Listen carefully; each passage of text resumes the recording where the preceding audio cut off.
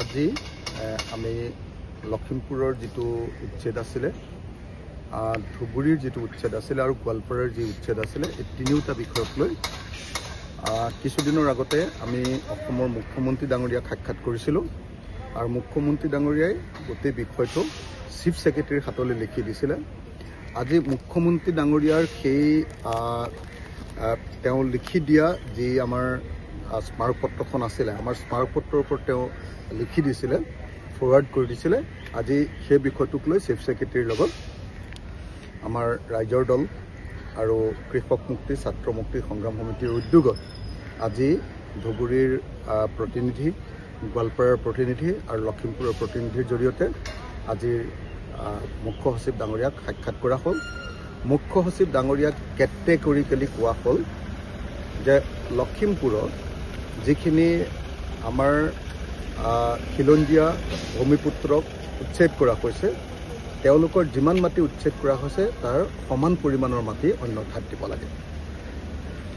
আনহাতে খ্ৰীষ্টিয়ান 20 ঘৰকো তেনেকৈ ধৰণে কৰিছিলে আদিবাসী তেওঁলোককো ক্ষতিপূৰণ দিবলৈ কোৱা হৈছে।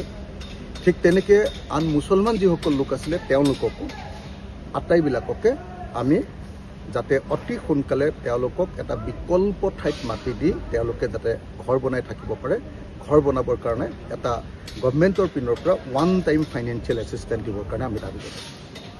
দ্বিতীয়তে গোৱালপাৰাৰ ক্ষেত্ৰত আমাৰ ইতিমধ্যে পাইকান নামৰ অঞ্চলটোত উচ্ছেদ কৰিছে য'ত এজন মানুহক গুলীয়াই হত্যা কৰা হৈছে আৰু আপোনাৰ এখন বিলত কি বুলি কয় হাছিলা বিলত উচ্ছেদ কৰা হৈছিলে। সেই হাছিলা বিলৰ উচ্ছেদৰ দুইটা বিষয় আলোচনা কৰা হ'ল, দুইটা বিষয় তন্নকৈ কোৱা হ'ল আৰু তন্নকৈ কোৱাৰ পাছত মুখ্য সচিব ডাঙৰীয়া তাত পুলিচে যে এতিয়া মানুহবিলাক খেদি আছে সেইটো বন্ধ কৰিবলৈ দাবী জনোৱা হ'ল। মুখ্য সচিবে লগে লগে সেইটোক ৰেছপন্স কৰিছে।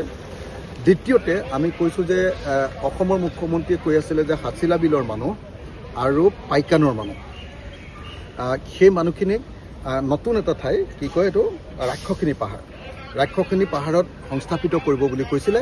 তেওঁলোকক অতি সোনকালে সংস্থাপিত কৰিবৰ কাৰণে আমি দাবী উত্থাপন কৰিলোঁ আৰু এই বিষয়টোক লৈ মুখ্য সচিবে গুৰুত্ব দি গোটেই বিষয়টো আলোচনা কৰিছে। তৃতীয়তে আপোনাৰ ধুবুৰীৰ আমি চাপৰ অঞ্চলত যিটো উচ্ছেদ হৈছিলে সেই উচ্ছেদৰ তিনিটা ধৰণৰ মাটি আছিলে। এটা হ'ল ম্যাদী পট্টাৰ মাটি। ম্যাদী পট্টাৰ মাটিত আমি যথোপযুক্ত 2013 চনৰ ভূমি ক্ষতিপূৰণ আইন অনুসৰি ক্ষতিপূৰণ দিবলৈ দাবী উত্থাপন কৰিছোঁ। এলটমেণ্ট যিবিলাকক দিয়া হৈছিলে সেই এলটমেণ্ট দিয়া পৰিয়ালবিলাকক প্ৰপাৰ ৰিহেবিলিটেশ্যন কৰিবৰ কাৰণে আমি দাবী উত্থাপন কৰিছোঁ আৰু বাকী যিমানখিনি মানুহ আছে গোটেইখিনি মানুহৰ কাৰণে মানে এনক্ৰোচাৰ্ছ এলটিজ এণ্ড ম্যাদী পট্টা হোল্ডাৰ গোটেইবিলাকৰ কাৰণে 500 বিঘাজৰ য'ত উচ্ছেদ হৈছে তাতে 500 বিঘাজৰ এটা প্লট আমি বিচাৰিছোঁ য'ত 4000 বিঘা মানুহ উচ্ছেদ কৰিছে লাগে 3500 বিঘা। গতিকে সেই 500 বিঘা আমাক দি তাতে সকলো মানুহকে সংস্থাপিত কৰিবৰ কাৰণে এটা অল্টাৰনেটিভ জাগা বিচাৰিছোঁ। তাৰ লগত কিছু ক্ষতিপূৰণৰ ব্যৱস্থা কৰা হৈছে কৰিবৰ কাৰণে কোৱা হৈছে আৰু অসমৰ মুখ্য সচিব ডাঙৰীয়াই অসমৰ মুখ্যমন্ত্ৰীৰ লগত কথা পাতি অচিৰে এই বিষয়টোত সিদ্ধান্ত ল'ব বুলি আজি আমাক জানিবলৈ দিছে।